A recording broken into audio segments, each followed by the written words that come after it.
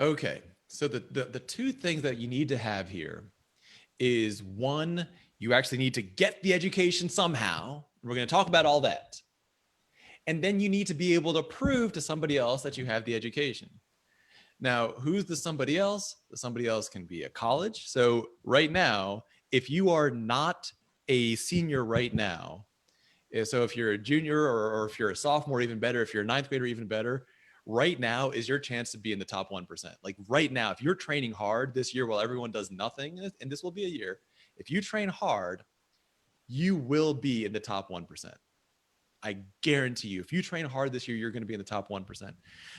Now, there's some new folks over here, so I know not everybody knows all of my background. I do want to give a little bit of background on on myself here when it comes to education. In high school, I got a 5 on 10 different AP exams. The important thing is I didn't take a class for 6 of those exams. And so I'm living proof that you don't need school to be wasting your time to do well on this stuff. And the reason I say wasting time is because what schools do is waste time on nonsense. Most things don't take 9 months to teach. Most things don't take 3 months to teach. So if you're given 9 months to teach somebody biology and ninth grade biology can be learned in about 3 weeks, then you have to pad the curriculum with idiocy. Historically, education was one of the reasons education, the public education system was created, was to keep child labor down. Now, whether that was for competitive reasons or humanitarian reasons is inconsequential. The end result is they have always viewed using up your time as good. And the more of your time they use up, the less efficient they are, the better. That's the way that public and private schools have thought about education for a century. And so we're going to turn this around today, and I'm going to show you a different way to think about education. The first principle is, though, I want you guys to never, ever, ever measure your educational success by the amount of time you wasted on it. If you can learn something in 10 minutes, that's better than doing it in 20 minutes. If you can learn it in 3 weeks, that's better than learning it in 3 years. So let's talk about the beginning of this. And the first thing I want to introduce to you guys is the if you guys are going to be doing this in an academic way, and you're not graduating seniors, don't worry, I'm going to get to you guys as well. We have stuff for you. And I can see that some of you guys are recognized as graduating seniors or freshmen in college. There's some important stuff for you guys to be doing. Your guys' work is going to be the hardest of everyone. Just because you're a little bit older, some of you guys know are older siblings, doesn't mean we're going to take it easy on you. We're going to take it 10 times as hard on you. So the first thing you must know about is the SAT subject test. The SAT subject test, whenever they start offering them again, are tests of things like biology and history and chemistry. Make sense to you guys? I'll take that as a probably yes. Thumbs up. All right. All right. So you need to know about the SAT subject test because that's how you prove your knowledge. Now, because I know that some of you guys are going to get discouraged in about, a couple months from now, we're going to nip that right in the bud. And I'm going to tell you this, the average SAT subject test score is a 500. If you can get higher than that with your own studying, if you can get above a 500 with your own training, then you do not need to go to school because that's the average at a school. If you can get a 450, you're almost there. If you can get a 400, you're a little bit a little farther up, but you can do it. If you can get a 600 without attending a class, there is never a reason for you to step foot in a school ever again. If you can get a 700 with your own training, you're among the elite. If you can get a 750 on your own, then you're in that top 1% or realistically top 0.1% now that we're talking about. And that's what I want to show you guys how to do. So we're going to do this subject by subject. We're going to do it right now. And I want to introduce to you guys a few important tools. The first tool, now, right now, I know a lot of us are worried about the economy. I know we can see the stock market spiraling. I know a lot of people's jobs are kind of vanished, and it's not just restaurant jobs. If you're a plastic surgeon, your job is kind of in jeopardy because all your elective procedures are gone. If you're a spine surgeon, this is affecting many people at many different levels. I'm totally aware of that. So today I'm going to be focusing on either entirely free things or things that are very, very low cost. So the first thing I want you guys to do, I want every single person on here, I want you to go to archive.org. Don't say you don't have access to a computer. I know you guys are on computers. Everybody get to archive.org. Let me know when you're at archive.org. Yes, Chelsea has made it to archive.org. Now, archive. A bunch of people's names. What's that? My name, but don't say everybody else's name. Okay. Oh, yeah. Good point. Archive.org is a free online internet library. And a lot of the Barron's books that we recommend you guys to use, you can get for free on there. Now, normally archive.org, it can be kind of a pain because there's, if a book is popular, you have to get on the wait list and it's annoying. But right now, during the corona epidemic, archive.org has removed all of those limitations. So you can you'll have access to anything you need right now. You won't have to wait around and all that nonsense. All right. The second thing I want you guys to do is on archive.org, I want you to type in Barron's. I'm going to tell you what to type in right over here. Type in Barron's U.S. History. What in the world? Hold on. All right, I want you guys to type in that, and you should see like a white and red colored book that says Barron's U.S. History. Chelsea, if any of these search terms don't work, let me know so I can give people the right search terms. Yeah, it worked. I did have to go to the books section of the library because they have other things offered. Okay. So I want you guys to get there. Now, right there, that's a book right there that could train you to get certainly above a 500, probably above a 600, and realistically, quite possibly above a 700. When I was in high school, I hated history, but the Barron's book still got me above a 750 on the test. Or not above it, so it got me exactly a 750 on the test. So right there, that's your first tool I want you to know. The second tool. Okay. So somebody's getting voice recordings. See if there's a way that you can click on books. There's probably an option to click on books. Yeah, I had the same experience, and at the very top, across the top bar, there's a books option. And then I clicked on Open Library. Actually, I can just share this screen with you guys. There's no reason not to. That's true too. All right, guys, let me actually do a screen share. Give me 1 second here.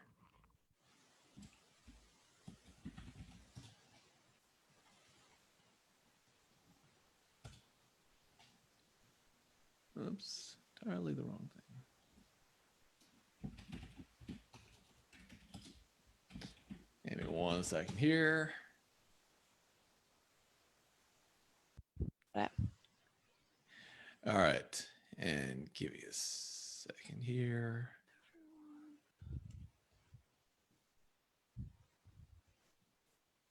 Here we go. All right, Chelsea, can you see that desktop? Yes, but it's glitching a bit when you move the mouse. Okay. All right. So right here, you see this U.S. history subject test right over there. And so from just this tool by itself. Arvin, you should go off of this because it's glitching really badly. All right. The point being, this tool is very good. Right. I think everybody can see it on their end also, so that's okay. All right, let me end that share. All right, are we back? Are we back to good right now? Yeah. Okay. So right there, you have this book. You could study that book for an entire year and learn it, but guess what else you could do? You could study that book for 4 weeks and learn all the stuff in there. All right. Now, here's what I want for you guys, though. We're going to use U.S. history as an example because it doesn't have any prerequisites, because everyone at any age can do it. The SAT subject test, there's no minimum age required over there, right? It requires a lot of work, a lot of memorization, and all that. There's no minimum age requirement at all. So that's the first thing I want to show you guys. Here's the next tool that I want to show you for U.S. history.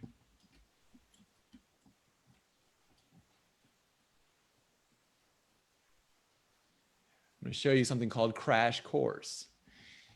Some of you guys have seen that depressing movie, Fault in Our Stars. Well, in addition to trying to just make everybody unhappy, the author of that book has made something called Crash Course, which is basically his replacement for regular school. And these are just short lessons on. So if you guys click, you guys can see that link, right? Everybody click that link. Get to that link. I want you to see it with your own eyes. The one that I just sent in the chat. Over there, that's going to be your first instructor. There are about 48 videos.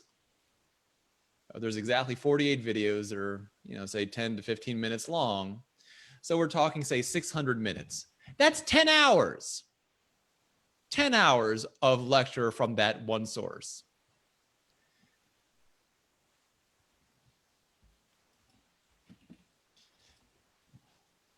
Now, the next two you guys already know, but I'm going to type them in here. You need to have a general textbook as well. Chelsea, can you just take a glance inside Slack? I've been seeing some alerts coming in Slack. Just make sure that people aren't lost in there. I had it open for a second, but I was on the other thing. Go ahead. Next thing you're going to need, and we're going to use U.S. history as a case study, then I'm going to walk you guys through a few other subjects. We're going to be doing questions and doing a lot of hands-on stuff right now as well. The next thing you already know, Khan Academy U.S. History. Some of the videos on there are good. Some are not very good. Here's what you do with Khan Academy U.S. History. Start watching the first 5 minutes, first minute of a video. If it seems to be just some like rambling millennial boringness, no offense to you guys, don't watch it. Switch to a different one. Stick to the videos that give you actual information, not just talk about whatever. Unless you want to. I mean, if you want to watch a 2.5 hour video about whatever with the Native Americans, yeah, totally cool. But if you just want to stick to the facts, they have both. Khan Academy has a mix on this one. And the final thing is with Khan Academy though, or like math is solid. Oh yeah. And the final series I want you guys to look at, and you can get this on either Archive or Amazon. The Big Fat Notebook series. And why do we recommend this series? Because it's super easy. Now, a lot of you guys are going to be a little bit worried here. You think to yourself, wait a second, if I'm doing AP US history, don't I need a hard book where it takes me 3.5 hours to read every page? No, you do not. The information is the information.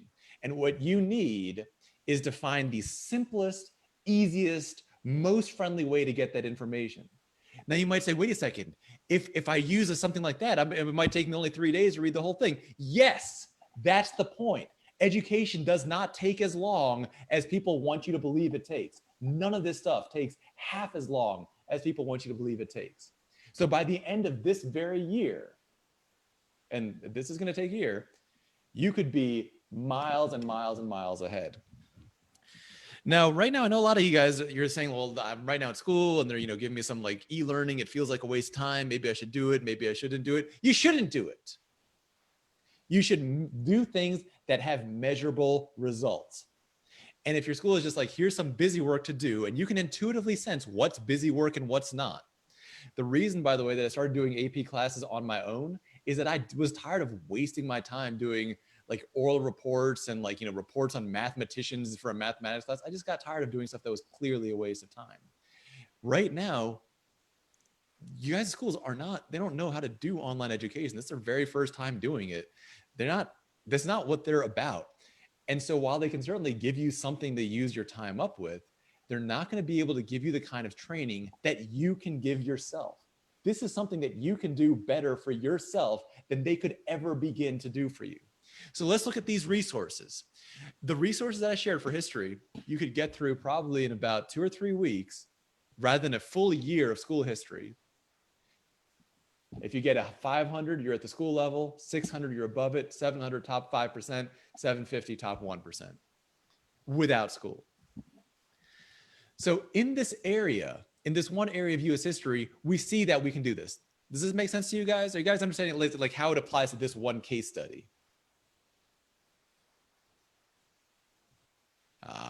The mysterious silence begins. Okay, there you guys go. All right. Now, I'm going to show you, and we're going to be putting out a lot more information about this, but I really want you guys to make this pledge to yourself, not to me, because it's not going to affect me in one way or the other. It's not like I don't, make any extra money whether you do or don't do this. But this is the kind of stuff that is going to make you super dominant, whether it comes to college, when it comes to actual knowledge, et cetera, et cetera. The current unemployment projected numbers, by the way, have ranged up to 25 to 30%. And for you guys who have studied US history, the Great Depression was 24.9% unemployment. So the level to which it's important to be in that top 1% right now is really, really big. Now, the top 5%, the top 1% last year lived more or less kind of the same. Next year, they will not. So I want to make sure you guys have all the tools to get the highest possible level of education that could ever exist. Seniors, do we have some seniors and some college freshmen in here right now? Because you guys aren't getting off the hook. I want to show you guys the opposite extreme right now so you can see what to do. Okay, well, I know there's some seniors over here, so you can't. We got one, yes. Okay. All right. There's at least one other yes that Yeah, I know of okay, from first this of all, list. I know there's more than, I mean, you guys need to stop pretending like I don't know who you are. It's like, well, we've met. We worked through like hours and hours of math and grammar. I know you are. All right. So the far end of this is I want to also have you guys to start to think about the way that you can use this to either enhance a college degree or to replace a college degree. And today I'm going to introduce to you 2 tests. All right. The first test is the hardest math test that I know about, and I'm going to send you the link to it.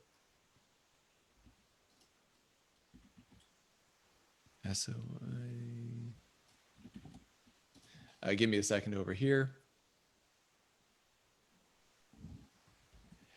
All right, this is the hardest math test that I know about. It says, like, if you guys look at the link, it says exam P for probability, but this isn't your great grandma's probability. This is calculus-based probability. This exam is hard. You guys know I got perfect scores in a lot of tests, right? You guys know I got perfect scores in the GRE, perfect scores in the GMAT, finished them both over an hour early, highest possible AP scores, highest possible SAT test score, a lot of different things, right? On this test, I got the lowest possible passing score. This is not an easy test. Now, if you pass the actuarial exams, this is a series of math tests. If you guys pass one of these tests, you are guaranteed employment forever. Just one, not all. There's a series of 10 tests. If you pass all 10, I mean, you are in the very far ultra elite. Now I'm going to show you the study materials you need specifically for that as well. This is the opposite end, the extreme of the spectrum.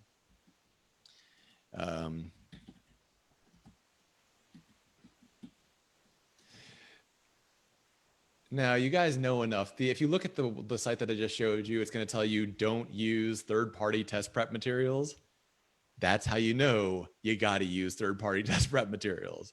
Because if they didn't care whether they use them, if it wasn't going to give you an advantage, they would just say, they wouldn't say anything about it. They'd be like, yeah, okay, use it if you want to.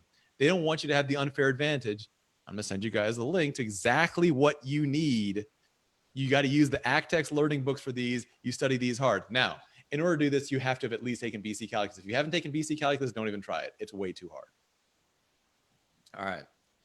Now, one more. Now, I know a lot of you guys are maybe not huge fans of that level of math, and that's fine, because I'm going to show you a non-math test that's going to give you the same level of training. It's something called the Foreign Service Officer Test, or the FSOT for short. The FSOT, you need to be 21 to take it. If you're 19 and you start studying today, you'll be barely ready in time. If you're 18, you start studying today, you'll probably be ready in time. It is one of the hardest tests that I know about. It carries more weight than anything I've ever seen. It has such a high level of respect. And let me explain what it's used for. The State Department knows one thing. One, that a US diplomat needs to not look like a total idiot and embarrass the country. And they also know a second thing, which is a college degree doesn't say anything about your actual competence. So the State Department made its own test. You don't need a college degree to take it. They made it their own test because they recognized how unreliable college degrees are. And they made a nice little reading list for you guys as well. Now, before you look at the reading list and start to freak out, don't freak out. Here we go. I don't want you guys to freak out at this list. It's a long list, and these books are dense. In fact, I'm not even going to send the link just yet. I'm gonna introduce it first. I'm not even sending you the link just yet. Here are the advantages of reading this material.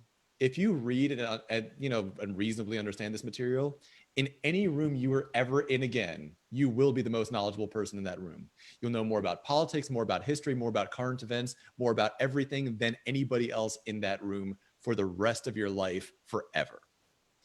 If you go through this reading list and you then actually take the FSOT, the Foreign Service Officer test, then you'll also have a huge leg up for employment. Now, it doesn't guarantee you employment because there's actually a two-part thing. The first part is the test. The second part is an interview.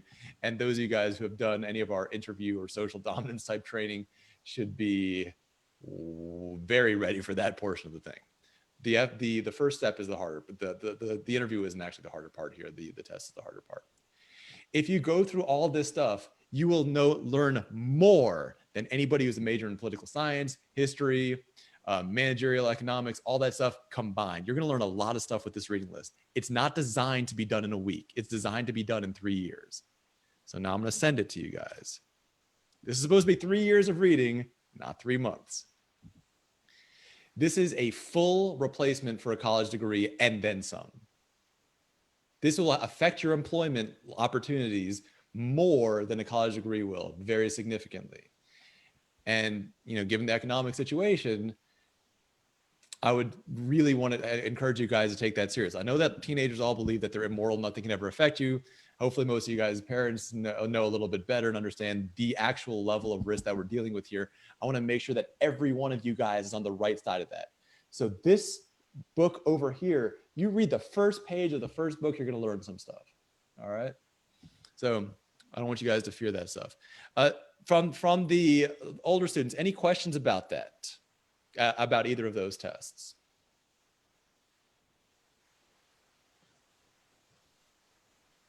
Okay. So now I want to talk just generally about the phases of this kind of training that you can use and why it gives you the advantage over elite schools. It could be, if you go to a not very good school, you can see why this would give you an advantage, but where does the advantage over elite schools come from? Now, we work with a lot of students that go to the most competitive schools in the world: Exeter, Rosie, Andover, Stuyvesant, TJ, etc.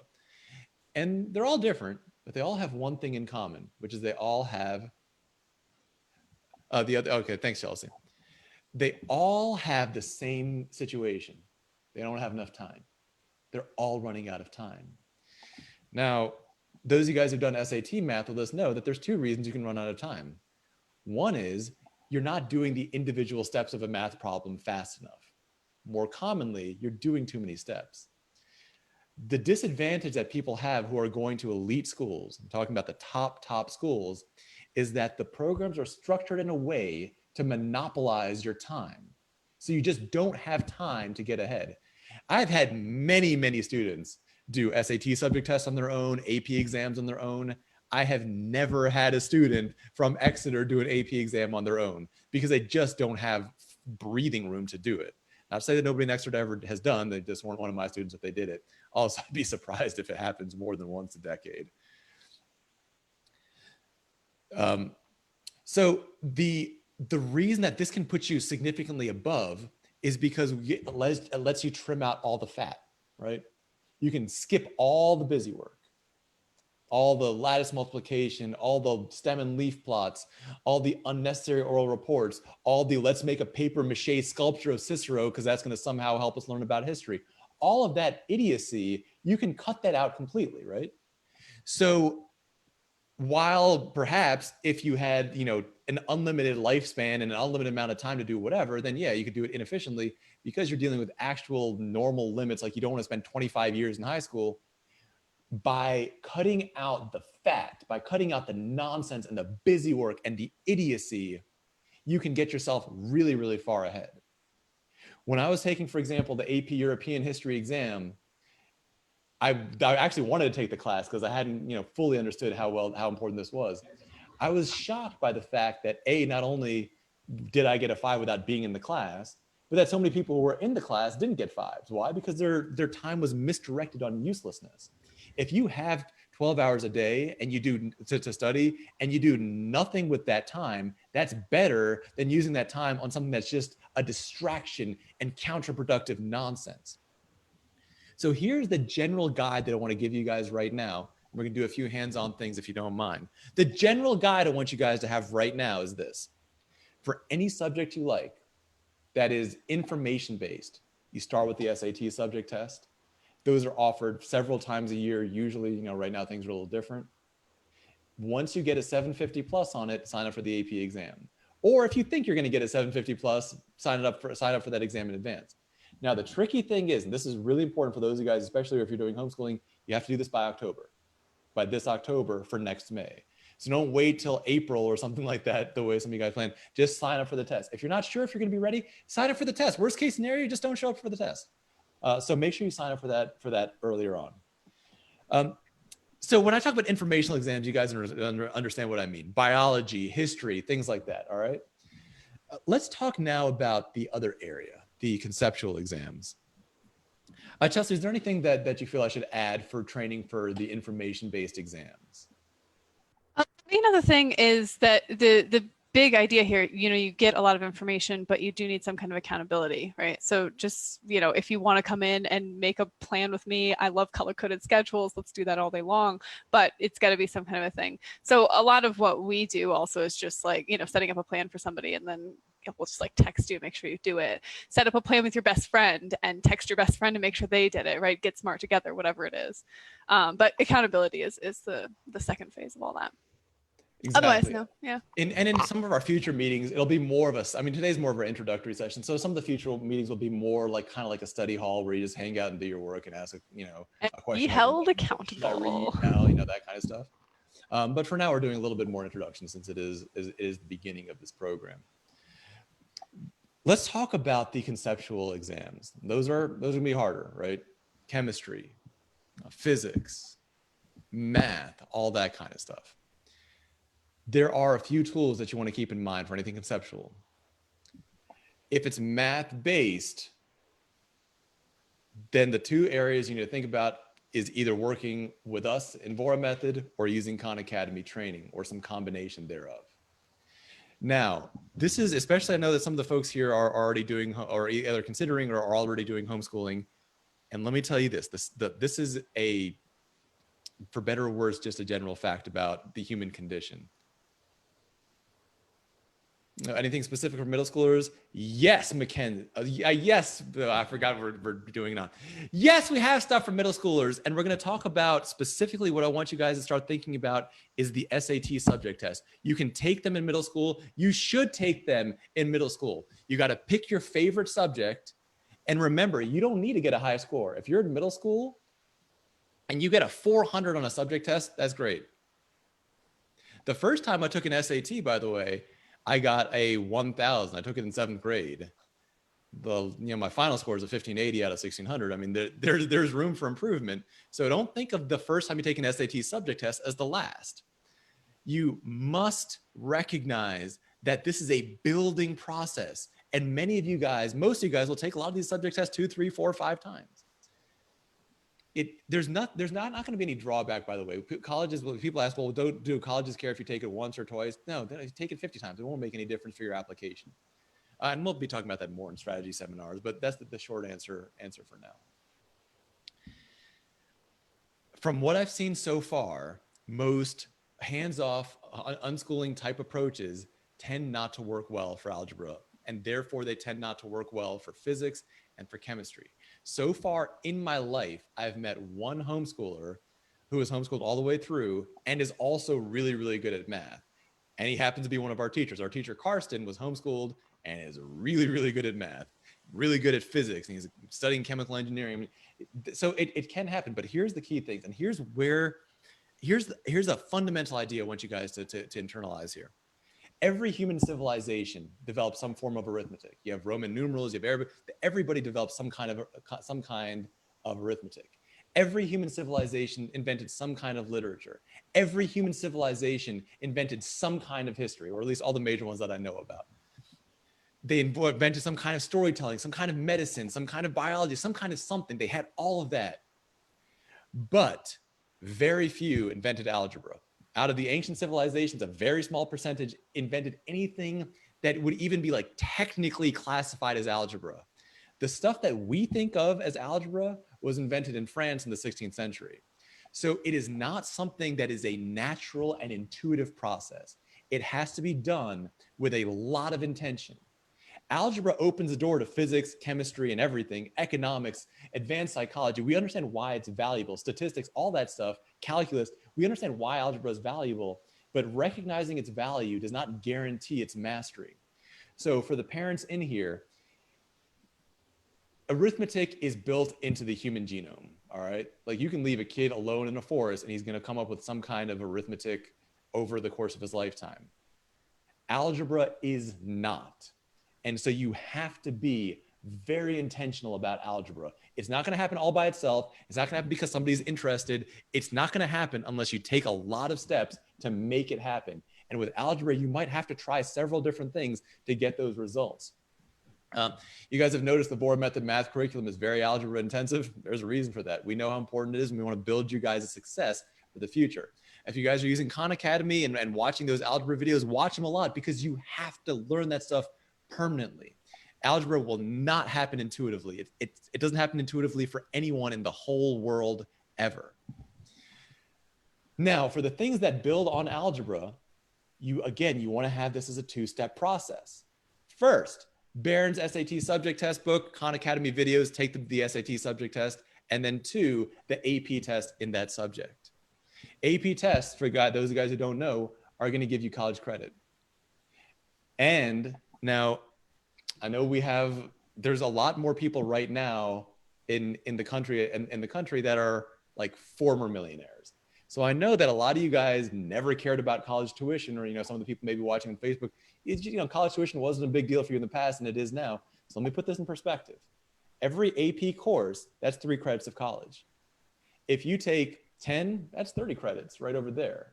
That's a year and a half of tuition. That's $50,000 or $60,000 that you don't have to pay. So there is a major financial benefit to doing these AP exams. It's not just like something to do just because you're a big fat nerd or something like that. There is a huge advantage to these exams. And that advantage is financial. That advantage, by the way, is also going to be for employment and whatnot. Let me explain why.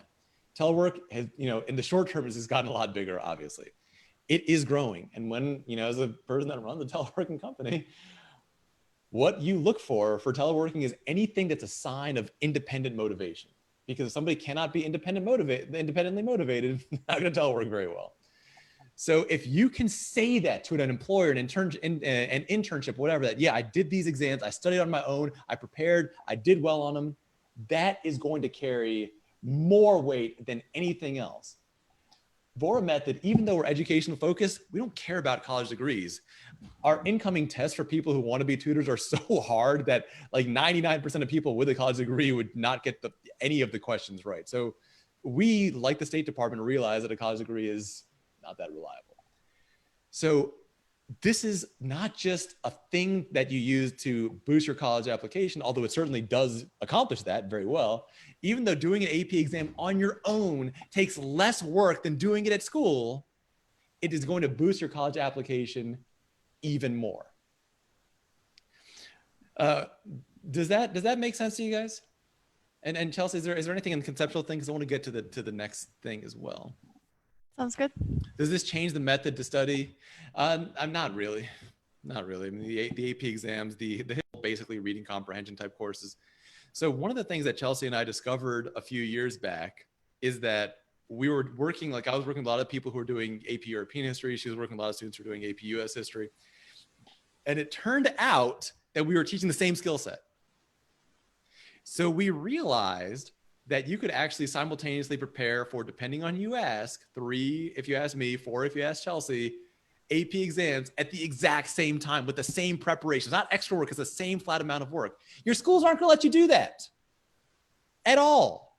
They're going to make you take one at a time. Why? Because they need to burn up your time on nonsense. That's their job. Their job is to waste time. When we say that homeschooling gives you an advantage, these aren't small advantages. if somebody coming from a school is doing, it does say like, a total of 2 AP history exams, and someone who's doing this kind of independent study does 6, that's a big difference. And here's the even better news, because a lot of people do homeschooling for non-academic reasons. You're compared to a less academically competitive group. If you're an Exeter, to stand out in that group, it is really hard. If you're a TJ, to stand out in TJ is really hard. Yes, we've helped students do it, but it wasn't easy. It's not easy to do. But when you're dealing with when you're competing among all the 3 million homeschoolers in the country, which is probably going to be a little bit higher by September, many of whom don't really know what they're doing, who are trying this stuff out the first time, and you're just getting into it. You know about subject tests, you know about AP exams, you're registering in October while they're forgetting to. You're doing all this right, and they're doing it all wrong. You're going to be at the top 0% of that pool. So now, so just I want to go to the next phase. Is there anything in this overview phase that you feel like we need to do? Yeah, the only other thing about the take-home exams, from what we've heard so far, they're going to be much more heavy on free response, not multiple choice. So it'll probably be less fact memorization and more general understanding, which is usually harder for a lot of students because it's relatively easy to get some flashcards, and it's harder to understand like the fundamental nature of human psychology throughout all of history and how that impacted economic decisions and all that stuff, and then apply that in an essay that you write in response to a question, all that kind of a thing. So just make sure that you are focusing conceptually and the big underlying psychological, economic, big, awideas there instead of focusing on fact memorization. That's awesome. The biggest one. Very true. Now here's there's one big message I want you guys to remember. First time I took an SAT, I didn't get a very high score. The last time I took it, I got a super high score. When I took the GRE and GMAT, I got perfect scores of both of them. So this is a building process. But right now, I want each of you guys who is willing to, if the spirit is moving you, if you're feeling fired up, I want you to tell me, either in a private message or just like post it to the chat, what you're going to work on first. And it shouldn't be 12 subjects, it should be 1 subject. I want you to pick 1 independent subject, and I want you to pick it right now if you're ready to. If you're not ready to, that's okay. Ooh, I don't even know what to say about that. I just got my mind blown. Yeah, you're right. I mean, this is also an awesome time to learn an entire language. I wasn't going to bring that up in this session because I thought it would scare you guys too badly, but nice. Nice.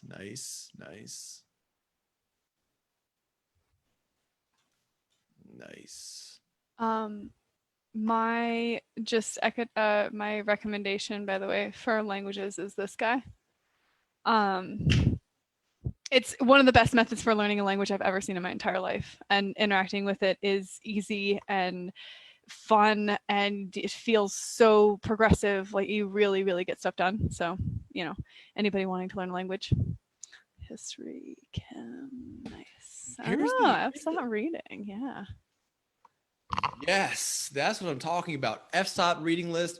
Even if you get 5 books into it, you get 5 books into that list, you're already going to be the smartest person in most rooms, not every single room. You get the whole thing, you're the smartest person in every room you're ever in. You will know more about everything than anybody ever.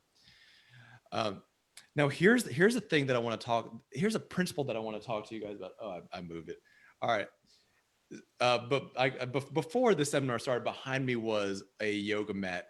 It's a real nice yoga mat. It cost me like $40 or something like that. I don't remember how much it cost.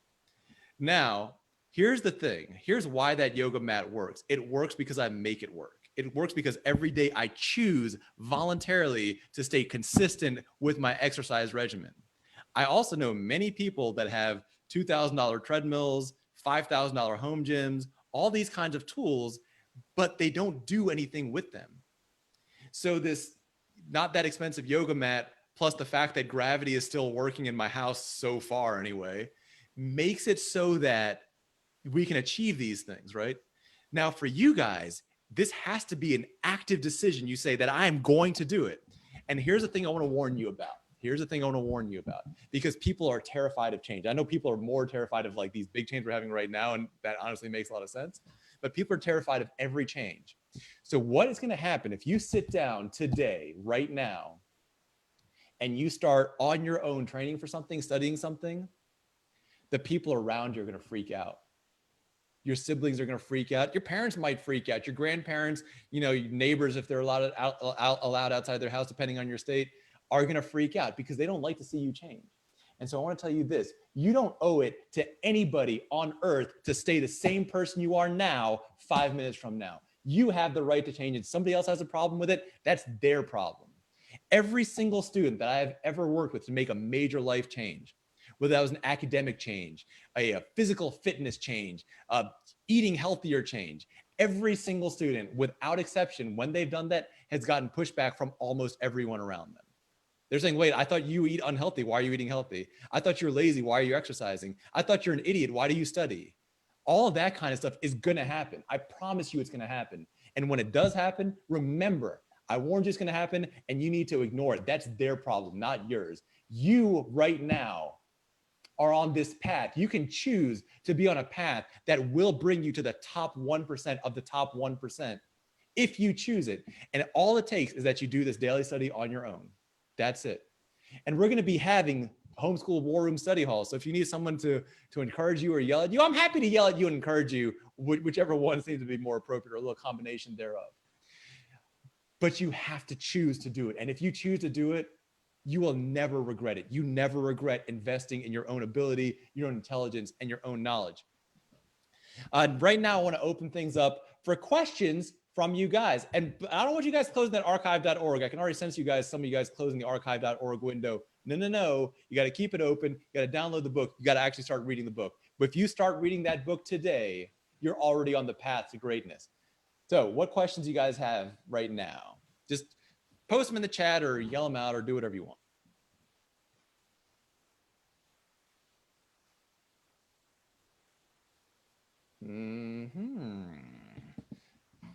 I'm going to take from this silence that everybody's already on archive.org getting to studying, and I hope you are.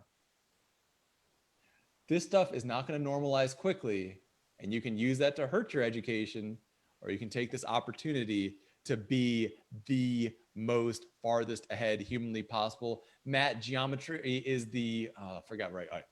Geometry is one of the most important subjects possible, but it's got to be real geometry, as in Euclidean proof-based geometry. If your school is teaching you how to find the areas of shapes and calling it geometry, first, leave that school. They don't know what they're doing. And second, you need to work on real Euclidean geometry. It's doing those kind of proofs. That's what advanced math is. And that's going to pave your way to the advanced math. Does that make some sense to you guys?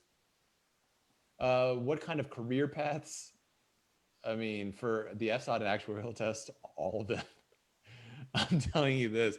I mean, you know how misanthropic I am. I mean, like most resumes that come into us, I toss out without, as beneath the standards of Bohr method. But if I see either of those on anybody's test, I'm gonna be like, wow, those are hard. So the ones that directly align with those are for the actuarial exams are going to be, well, being an actuary, that means working for insurance or risk management or pensions or anything like that. It's also going to be a huge advantage for anything that's related to the financial sector, financial trading, anything with investing, all that kind of stuff is going to be enhanced by that. The FSOT, it's directly applied if you want to be a diplomat, but anyone who does that and shows that to employer, now that employer knows that this is a person that is really driven, really self-motivated, because there's no class in the world that can get you ready for the FSOT. Georgetown University tries with their School of Foreign Service, and they have like okay success rates, but still all the people in the SFS do a ton of independent studies. And the ones who actually succeed on this test are the ones that do a lot of training on their own. Okay, and we got that over there. Have more free time. Or do you just recommend some sort of training? So the way that I look, I'll tell you what works for me, and I'll tell you what's worked for other people. For me, I say, here are the things that I will do today before I go to sleep. And sometimes that means I do workouts at 3:45 in the morning. Well, that's my way. There's other people that say, I want to do this first thing in the morning, and they do it first thing in the morning. Remember, the nice thing about homeschool and home study is it doesn't have to take 12 hours a day. Education's not supposed to take 12 hours a day. That'd be like working out for 12 hours a day. Even professional athletes don't work out 12 hours a day. There's no reason to. So the way that you want to do this is get started. For a lot of people, find it is to get started early. For other people, just do it before you get to bed. The other thing that I want to recommend to you guys right now, I mean, I know this is like, it might feel a little bit off topic, but when you're at home all day, you're moving around less, exercise right now. There is a mind and body connection. And so I want you guys to really think about exactly what you're going to be doing to make sure that by the end of this year, you are in the best physical shape of your entire lives. And so I'm going to give you 2 recommendations over here. And these aren't free, but they're also not expensive. One is, good. So one is called Beachbody On Demand. It's $10 a month. You get access to just a million different exercise videos. And these are all the really popular ones, P90X, Insanity, all that kind of stuff that you've heard about. If you're not, doing your soccer or whatever, which, as you guys know, I think is a ridiculous way to get in shape, but whatever, we can agree to disagree. If you guys are not doing your participation trophy soccer right now, you have to be doing something. I recommend this. There are many different levels. You can rank it by level. So if you've never done any exercise in your entire life, just make it level 1, do the easier stuff. I mean, there's stuff in there for people who are 85 years old. So you don't have to start at the maximum level right away. In fact, I don't recommend that you do, because that's how you get injured, and nobody wants to be going to a hospital right now, obviously. The second thing is,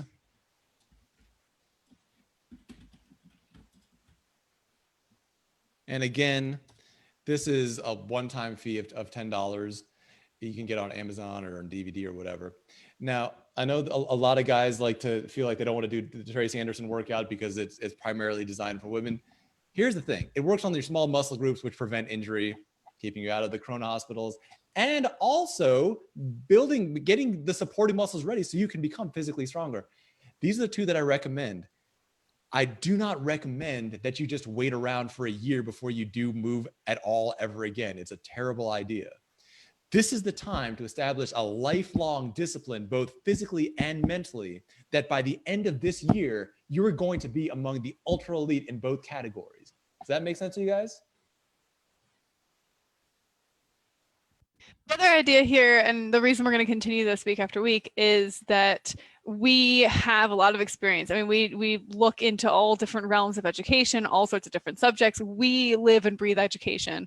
I go to parties and talk to people about their college education and what they liked and didn't like and what subjects they're learning, because I'm that nerdy, right? So we know a lot of other materials apart from these to study all sorts of different things, right? If you want to start studying investing, or you want to start having just all kinds of like random stuff, if you want something else, like you want a yoga program, we've done yoga, we've tried a lot of yoga programs. So the idea of this also is an advice situation where you just come and you say, hey, I want to learn this thing, do you have any knowledge of anything in that realm? And usually we do. We have a lot of just resources floating around in our heads that we've either used before or that we currently use. So that's a large part of the goal here as well. Exactly. So come to us with your questions. So for this opening day, we kept things relatively simple. We're going to be branching out a lot, giving you guys opportunities to learn all kinds of things. We're going to be talking about, things that are more kind of fun, good chess training programs, all that. Things that are a little bit less fun. There's plenty of those as well. We're going to be talking about a lot of things. So if you guys have any questions after this seminar that you forgot to ask, feel free to just email me. And aside from that, I think we are wrapped for today. Yes, Chelsea? Yeah. Okay. I think so. Awesome. Well, guys, thank you so much for attending the initial meeting of the Home School War Room. A lot of these are going to have more of a study hall type format, more of a guided study hall type format. Feel free to share the information on this with anybody you like. I mean, none of it's proprietary secret or anything like that. We want you guys to succeed this year. You guys can succeed this year. You guys will succeed this year if you choose to. And this has to be your choice. No one's going to make you do it. No teacher's going to yell at you. This is up to you now. And you can make this the absolute best year academically and physically of your lives.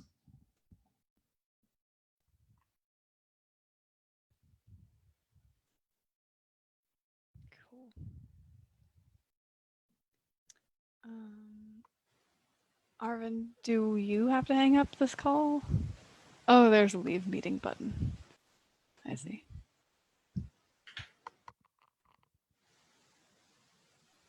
All right. And now I'm going to be just jumping into my next Zoom presentation. I will see you possibly at 5. All right, see you. All right, bye.